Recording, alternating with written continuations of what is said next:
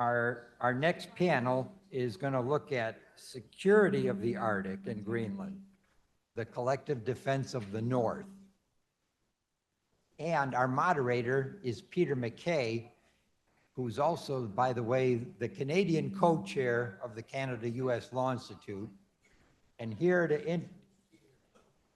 introduce Peter MacKay is Jim Blanchard.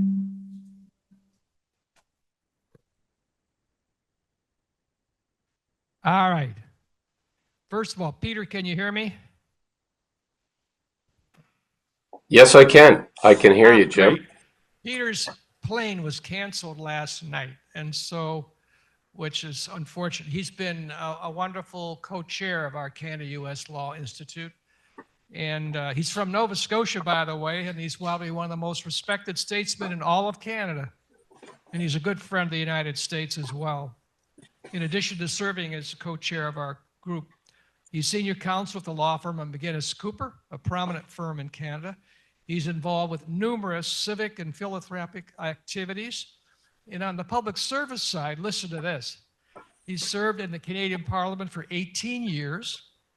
He's held 3 different cabinet positions in Canada's federal government. He was Minister of Justice and Attorney General. He later was Minister of National Defense, and he has been Minister of Foreign Affairs. He was also a co-founder of the Conservative Party of Canada, and he's brought a wealth of experience to our Canada-US Law Institute. I'm going to turn this program over to you, Peter, but I'm so glad that one of our most distinguished career Foreign Service officers, now retired, has done about everything on behalf of the people of the United States. So I'm going to turn this over to you, Peter, and take my leave. Thank you very much for those very kind words, Ambassador. And Jim, I can say personally, as a Canadian, first and foremost, we've had no better friend to our country than you. And that's been on full display even as recently as the last panel, particularly in declaring your allegiances to the Toronto Blue Jays. That really resonated with me, although I'm having humble pie for lunch today because I was cheering for the Yankees, I got to admit, as an East Coast guy. I'm going to briefly introduce Mark Grossman, Ambassador Grossman, and that would take a long time to go through his distinguished career as a diplomat, as a government official, as a advisor, a senior advisor to really distinguished Americans throughout his career. He has worked with Secretary Colin Powell. I know he worked with Secretary and still works with Secretary William Cohen, the former U.S. Defense Secretary, and has served as ambassador to Turkey, Assistant Secretary of State for European Affairs, and he has worked as Secretary of State for Public Affairs, and most recently, a U.S. Special Representative for Afghanistan and Pakistan, which, to say the least, very, very challenging regions of the world then, during his tenure and now. I spent a good deal of time in both of those countries during my time in office, and is currently the vice chair of the Cohen Group, and is working in a business strategic advisory role with the Cohen Group. And so we are extremely fortunate to have Ambassador Grossman with us. And I also want to quickly thank his assistant, Naz, for helping to connect us earlier to have a bit of a discussion as a setup for today's piece. Look, I was late to the party here, and I couldn't get there, as was pointed out, because our national carrier is living up to its current corporate motto, which is "We're not happy till you're not happy." And so I find myself at home, but wish I was there with you for this great discussion. So I'm going to just tee it up quickly, if I might, Ambassador Grossman, by just framing sort of the U.S. interest in Greenland, which has been the subject of discussion already this morning.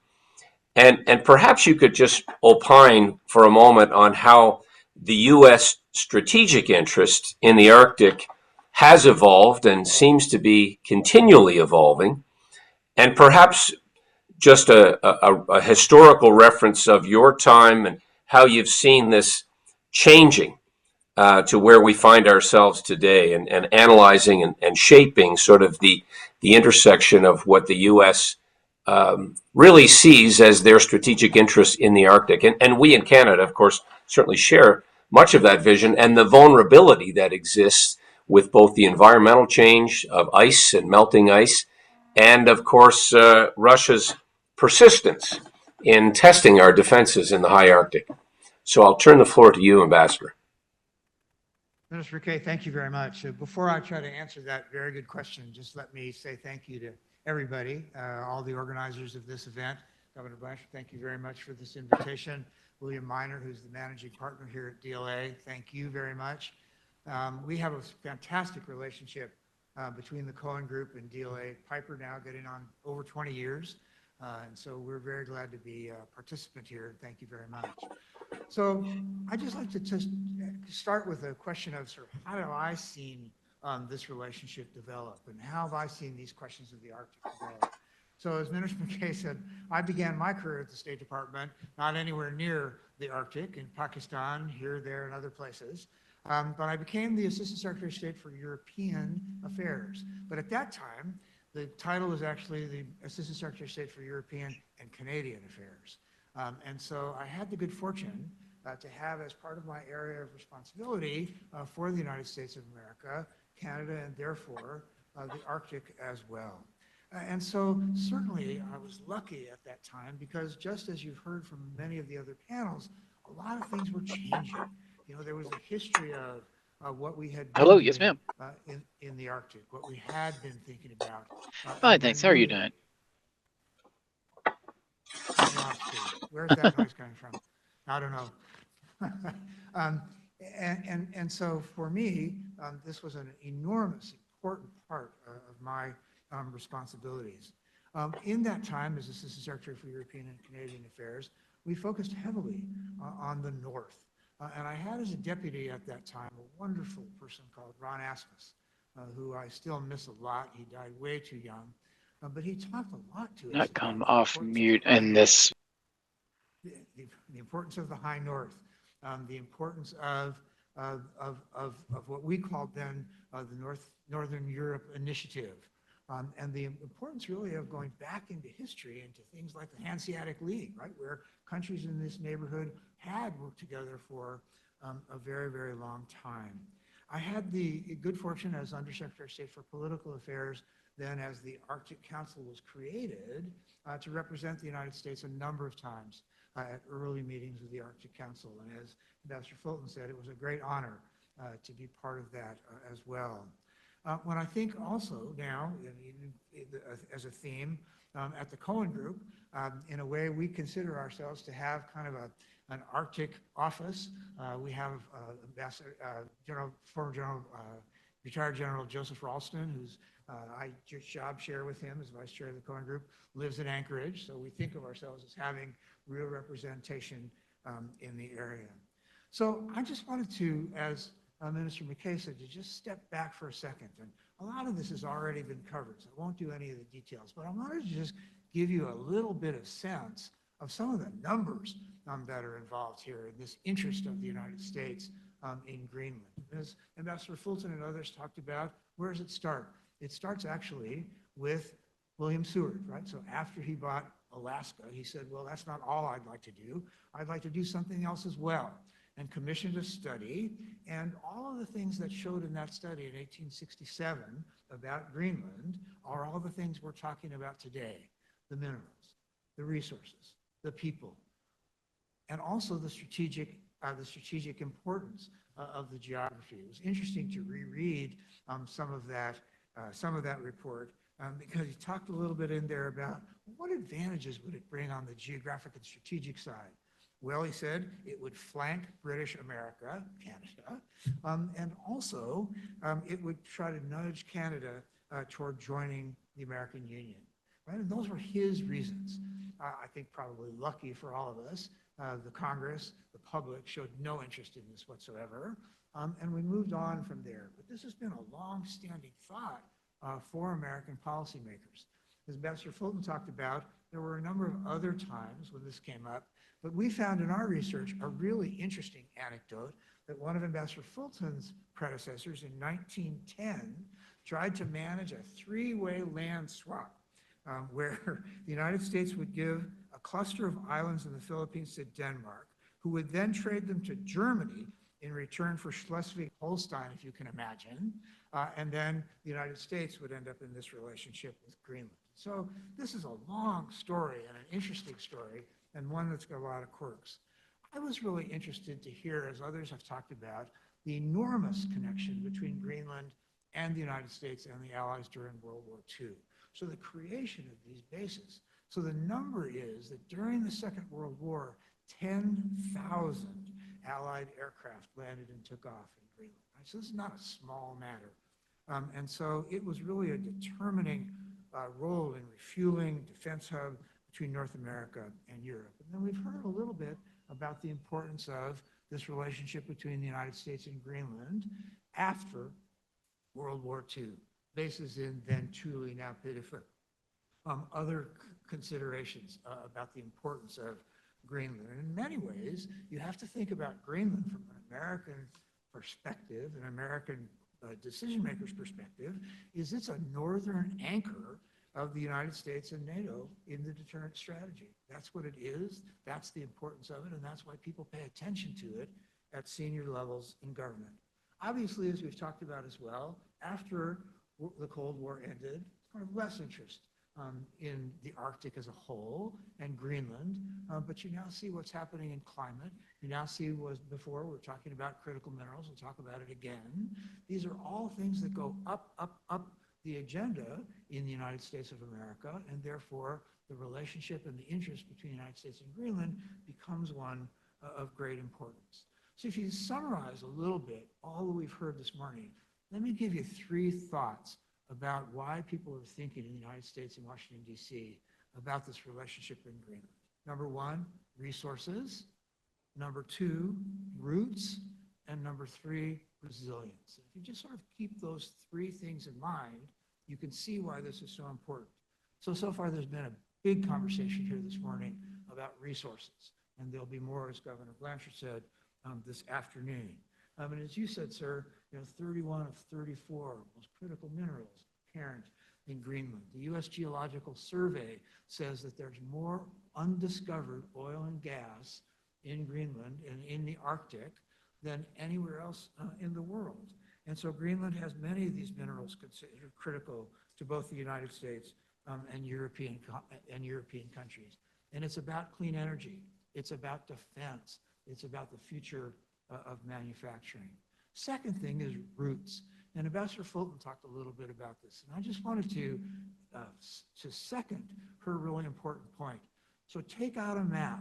And if you look at the regular map of the world, the way we look at it every day, well, the Arctic is up here. But just as she said, take out a map and look at it from the north. And it's what's called a polar perspective.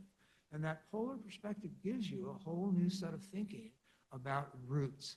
And if you think about the melting of the ice, the changing of technology, what do you see? You see there are a number of routes now where people are transiting, not just commercial vessels, but going to be military vessels up there as well across the Arctic. And there are a number of ways to do this. But what's the one that's most likely to be successful? It's called the Northern Sea Route.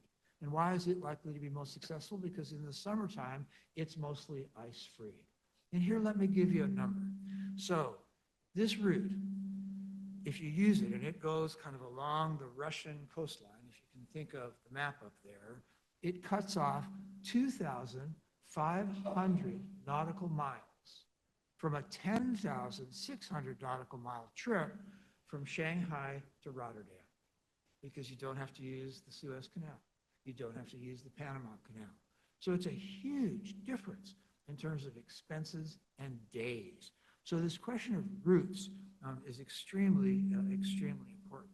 And as we've heard this morning, and we'll no doubt hear this afternoon again, Russia and China are paying a lot of attention to this part of the conversation. And third is the question of resilience. And here what I mean is, given the accession of Finland and Sweden, Greenland now sits fully within a NATO Arctic in so many ways. And Governor Blanchard, I think, was right to talk about the importance of the strengthening of NATO. When I first served at NATO in the 1980s, I learned about the GI-UK gap, the Greenland, Iceland, UK gap. And again, look at the map, because it's the way that people are able to monitor submarines, aerial activity between the Arctic and the North Atlantic. And the Pacific Space Base remains indispensable to U.S. missile early warning and space surveillance. And of course, as been mentioned, if you look at this map from the perspective of the polar perspective, you also see that it's a crossroads of the great powers. And so just as others have discussed, Russia has built 475 military bases along its northern border. It's expanded its radar coverage. It's deployed long-range weapons and reinforced its icebreaker fleet. So this is a really important strategic question. There was a conversation in the last panel about China. Right? So China is not really a member of the Arctic Council. It's what it's called. It's part of this group of countries that kind of observes what goes on, but they're talking about themselves as a near Arctic state, and it seeks to become a polar great power by 2030. And they have invested $90 billion in Arctic programs over the last 15 years, most of them by supporting Russian energy programs in the area. And even non-Arctic powers like India are stepping up their combinations with Russia in that area. I'd make one other point if I could, or two other points if I could. Number one, just as the colleague who represents Greenland said, I think it's extremely important that in the 2024 strategic strategy, it explicitly recognizes that Greenland plays a key role in the defense of the United States against external threats. That's really important. And the second thing I wanted to follow up on was the conversation from the previous panel about what's going on in Alaska. Because one of the things I wanted to make the point was that this conference focuses kind of on the eastern part of the Arctic, on Greenland, on these relationships. But you also have to pay attention to what's going on in Alaska. And here there is an effort to increase American efforts in Alaska. And why is that? Because you look at the number of incursions by Russian aircraft and Russian-Chinese aircraft, it happens much more on the western side against our areas in Alaska. There are 91 of these incursions over the past couple of years. That's a lot. And so they're looking at reinvigorating naval bases in places like Adak, spending more attention in Alaska. And I think that's a really important part of looking at looking at the Arctic as well. So Minister McKay, I hope that does something to answer your question.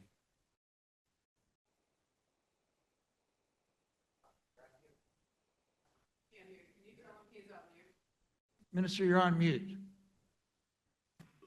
That's terrific. Thank you so much for that very comprehensive response. And as you pointed out, the Arctic is a massive amount of territory. From Canada's perspective, it makes up about 40% of our landmass and is second only to Russia when it comes to what is considered truly Arctic above the 60th parallel.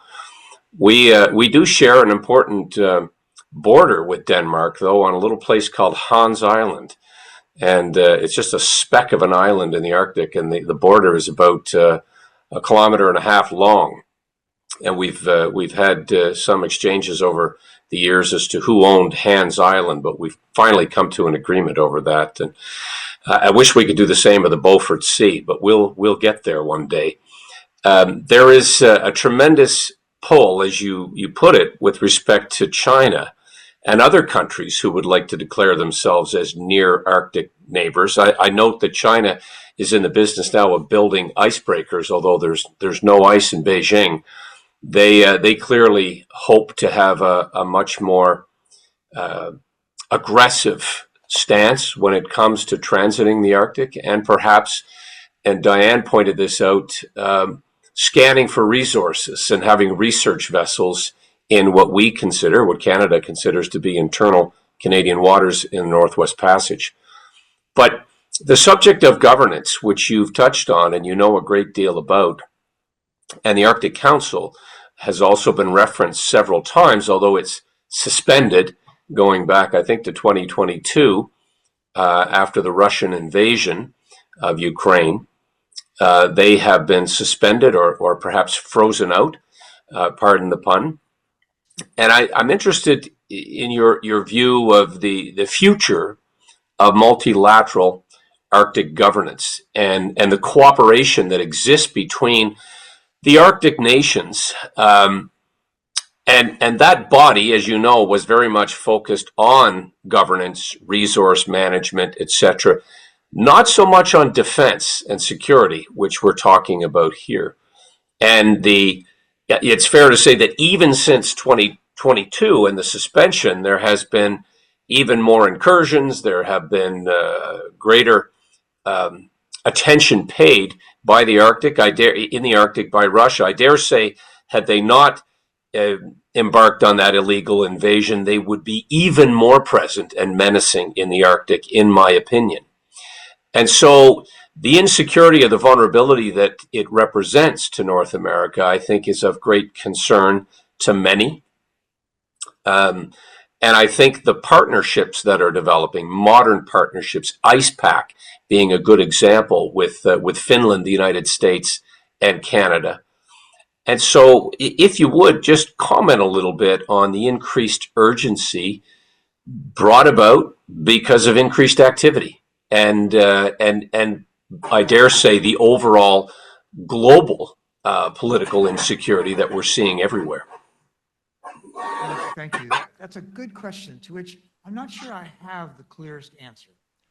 And that is that although these multilateral institutions exist, and they're extremely important, and if you'd allow me just to compliment the government of Denmark as being the chair now of the Arctic Council, this brochure that they've put out is a really important document. The challenge, however, is sort of what's the future of these multilateral institutions and can they continue to get the job done? And I think in the earliest panel, you all talked about the challenge now of running the Arctic Council, which manages itself on consensus. The Russians invade Ukraine in 2022. This makes it extremely difficult to get things done there.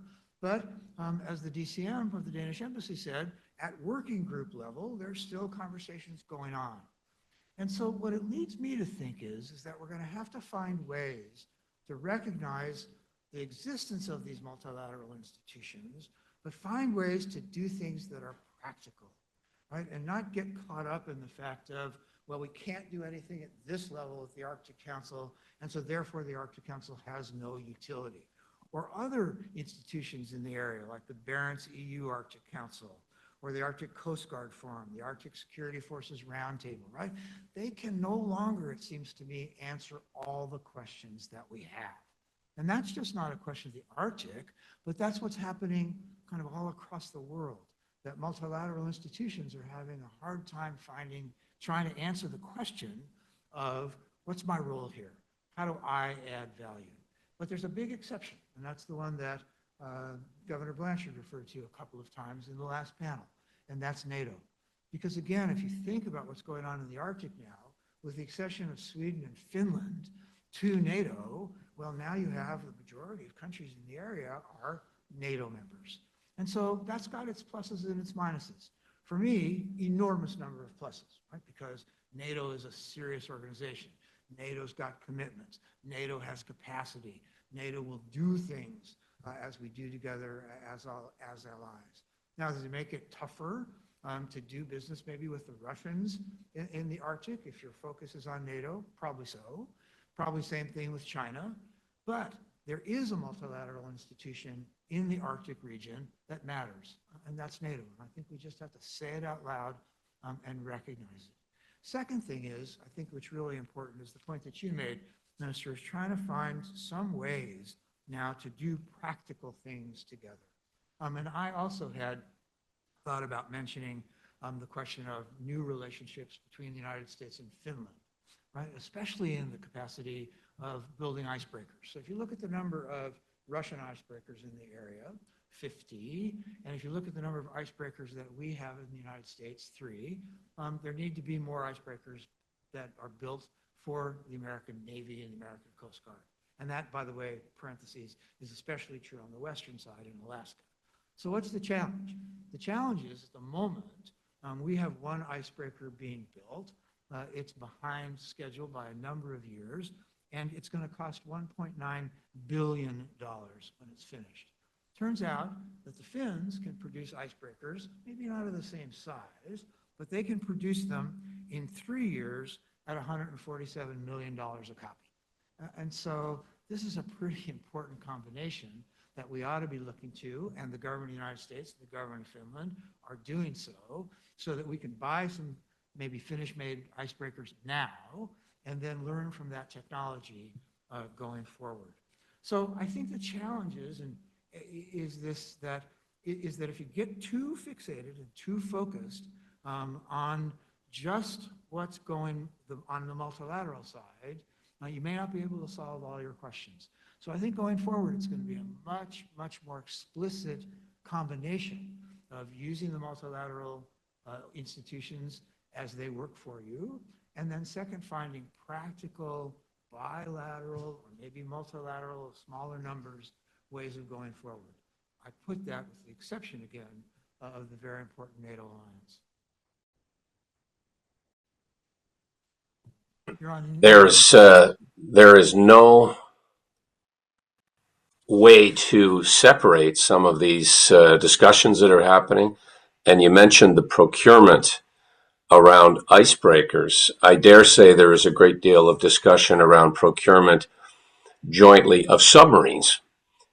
Submarines that in the future will have the ability to navigate in Arctic waters, which previously has been prohibitive because of the precarious nature of ice. And I'm quick to add that, contrary to what some might think, melting ice doesn't necessarily make it easier to navigate Arctic waters, because ice that is moving, in some cases, is far more dangerous.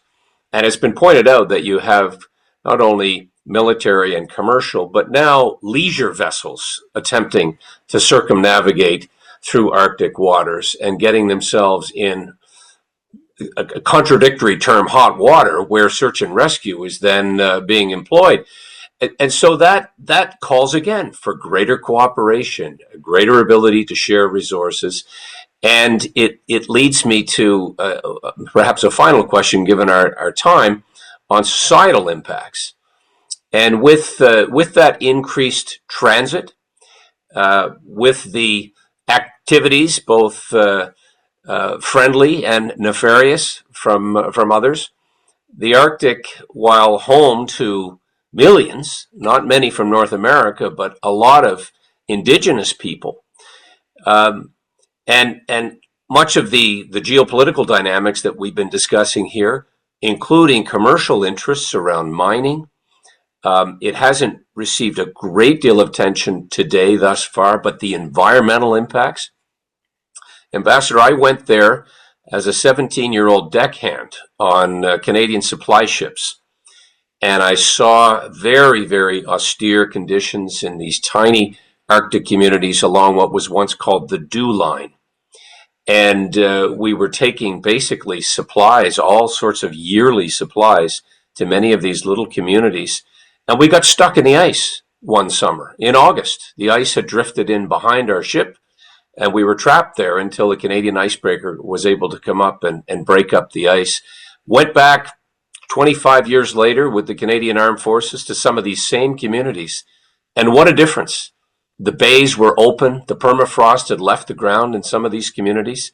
And so the profound impact there, but the pristine nature of both people, animal life, plant life, it's all very, very vulnerable given some of the environmental changes. And so that puts a greater impact in place and in play. The livelihood and the vibrance of those communities now is being re-examined. Someone mentioned earlier today the internet. I think it was the representative to Greenland, how the internet has impacted and exposed many young Indigenous people to what's happening in the rest of the world. But how do we, the collective, do more to include those voices of the people of the Arctic, those who are there on the ground living those realities? And how do we ensure that their discussions are heard in policy discussions in all our capitals? Minister, thank you. I feel there, yourself, others, much better positioned than me to talk about this question. But let me make a couple of comments that maybe spark some discussion. It comes down to me, first of all, to the recognition that so many people have come to this recognition of the importance of the Arctic over the last few years.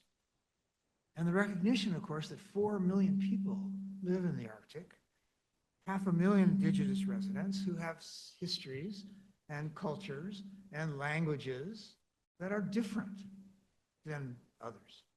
And so if I was looking for a theme to answer this question, I would take it from the wonderful document that the government of Greenland has put out and look at what's on the front. Nothing about us without us. And that ought to be the philosophy going forward about governance in the Arctic. Because the Indigenous people, Inuit, Sami, Nunas, they are there. And they ought to have a voice, not just because it ticks a box and someone says, oh yeah, we ought to listen to the people who live there. It's because they have something to contribute. And because nothing about us without us is a really important concept, it seems to me, in going forward here. And as you said, Minister, you now have questions of permafrost thawing, coastlines eroding, industrial activity, shipping and mining arriving. And so these are for local communities, questions of food security, cultural continuity, physical safety, right? Because people are compelled to have to move and to have to shift, and to have to do all different kinds of things to keep up their lives and their lifestyles. So there have been efforts to include Indigenous voices in the governance of the Arctic, and you see it in the Arctic Council. But in some ways it's been, I don't say actually an afterthought, but it's been something that people have thought of as somehow additive rather than core. And I think there's been some progress here. I thought it was interesting to learn, as I did, that the Inuit Circumpolar Council has been the first Indigenous organization to receive consultative status at the International Maritime Organization, UN body that kind of looks after shipping, regulates shipping. So this is a really important thing, right? So they're not just observers to this, they have a role in trying to decide what future shipping lanes are about, protect maritime ecosystems, and a stewardship over waters critical to the way of life. So I think this really has to do with participation as substance and not as symbolism. And again, I go back to the phrase, nothing about us without us. That ought to be the way to think about it, and we ought to be able to operationalize that thought. I as well was struck by that phrase that you pointed to, and I've had the good fortune to work with some of our citizens of the North, Inuit, Indigenous folks. One woman in particular, Leona Aglukak, who came from a tiny little community in Ambassador called Joe Haven. And Joe Haven is well known for many reasons, but it was just off the coast of that little hamlet where they found the remaining remnants of the ships, the Erebus and the Terror from the Franklin expedition that had been lost in 1845, and all aboard, 128, I believe, perished at various times, although they survived for a period. But the point of the story is that they were located in the exact location that had been identified by Indigenous people living in that community and had been spoken of for years. And with all of the modern technology and satellite-enabled imagery, if they had simply listened to the people of the community, they would have found that expedition much, much sooner. And so it's just one perhaps practical example of why we should be listening to those voices who have such long history and understanding. Also, when it comes to the protection of that pristine environment, including polar bears, who are pretty prominent in that part of the world. And I often thought it would be a good place to hold the next G8 meeting or have a discussion. Maybe we should have an Arctic G7.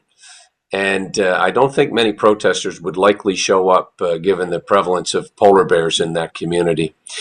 I think we're sort of near the allotted time for this panel, but thank you so very much for your very insightful comments. And Jim, I know we've got another panel coming up here on the economics of Greenland, which are extremely important when one thinks about, as was alluded to, I believe, in the first panel, when it comes to employment opportunities. And so I will turn the floor back, perhaps to you, Governor Blanchard, to set up the next panel. Yeah, we're going to, first of all, Ambassador Grossman, thank you very much. That was fabulous. And we're going to hear from Representative Ithbitson again, and then we're going to break for lunch. So, Representative? Thank you very much. And since Greenland is still in the room, I think it is good to say a few comments to the previous panel and this panel as well. And I'm really glad that you highlighted our strategy with our motto, nothing about us without us. We talked about independence, sovereignty, security, minerals, and so on. And I think hopefully these comments will also assist the next panelists and themes coming up. If we remember that you have to remember that Greenland is ours. Greenland is not for sale. We don't want to be Danes. We don't want to be Americans. We just want to be ourselves. It's a very natural thing. It's nothing suspicious about that one. We have been living in Greenland in our own country for over 4,000 years, and we continue to do so, and we expect to do so in the future as well. Yes, we have the opportunity for independence. It is laid down in the Act on Self-Governance in Article 21. That gives us an opportunity, but I can also break for you today that we will not declare independence tomorrow. We will not be independent next week or next year.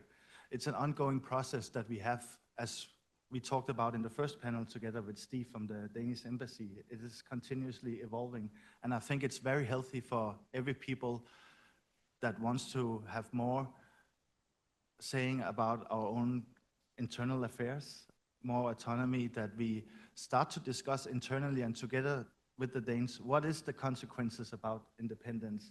What is the responsibilities and what are the consequences?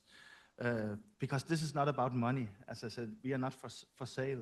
Whatever that is coming up, this is something about much more important. This is about ourselves, our people, our culture. And if we wanted, we could just open up for oil and gas, or as we heard, or minerals, and we could probably earn a lot of money. But we don't do that. We take care about our environment and our culture as well.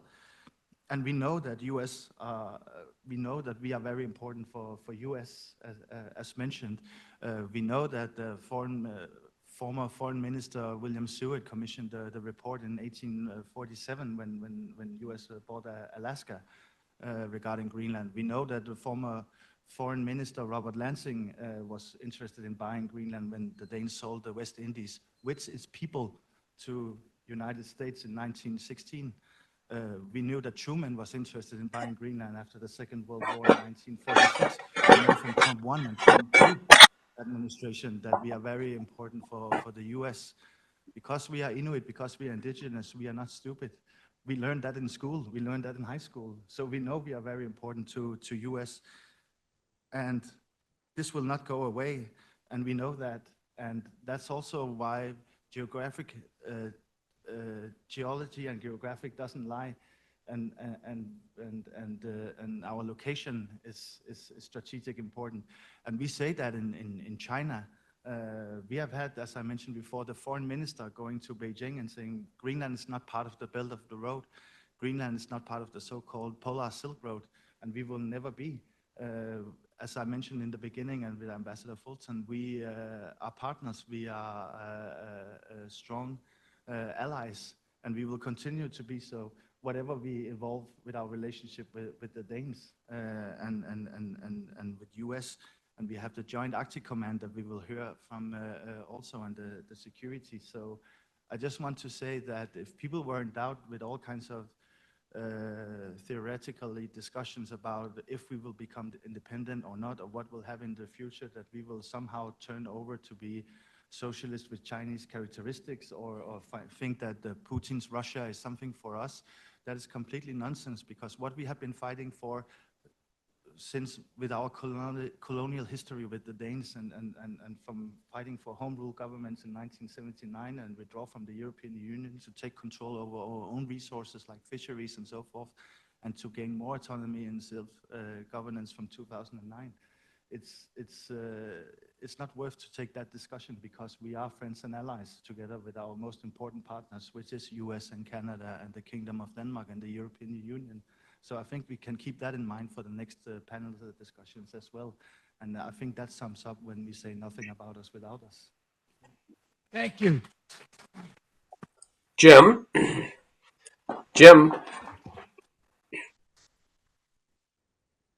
Thank you again, and thank you for your participation, and we appreciate also your comments. Peter MacKay, thank you for your leadership, and I guess I'm told lunch is served.